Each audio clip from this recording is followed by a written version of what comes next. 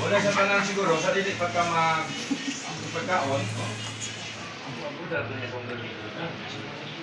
Kata-kata. Ha?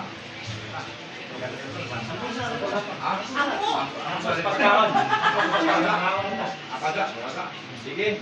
Si Fritz. Usahaw na siya. Kanimo o Dios nga labing gamhanan. Mo'y tag-iya sa tanang butang, mo'y nagbuhat sa langit. Dili makita ang tanang kabuhatan imo man.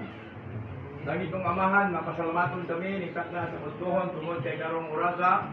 Karong adlaw, niabot na yun ang katda, diin nag-edad na siya, o 28 anyos, dikan siyang pagkatao sa tawakan siyang inahan. Salamat Lord God, uban siyang amahan, inahan, igsuon, mula karon dinhi. Salamat Lord, sa imong pagkamay siyang kinabuhi. Salamat Lord, kaya ikaw nag-grip-on siya, pagsuong pagsalig niya, kanimo nga ikaw yung Ginoo, agalon, o personal sa mga. Langit kong amahan, tayo kong ang pag-ampo, nga ikaw padayon paggamit kanya sa mga hiyas nga imong gihatag kanya.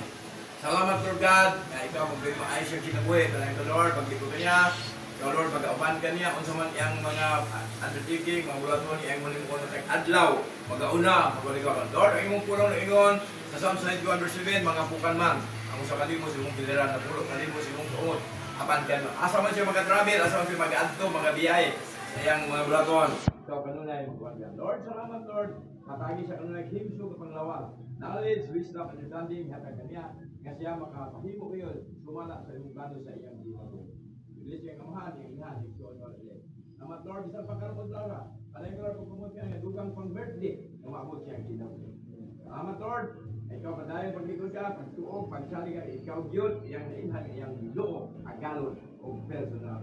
Isang pa Lord God, karong saknas po doon, ang iyang pagkaon, na iandam, sa talat yan anang, gamakin kamot sa mga tao, ikan kanimo. Salamat Lord sa financial material, kaalam kay balo, ihatag. Salamat sa luto ng andam ni ini. Salamat sa Lord kanamong tanan nga magkakaon ini. Bisa pa katong among kaigsunan nga tuapa sa laman sa napila nangita pa sa pagkaon karon nga mabusog sa ta. Nga patiyon sa Lord ka busog, susama sa busog nga among pagkatiyon karon.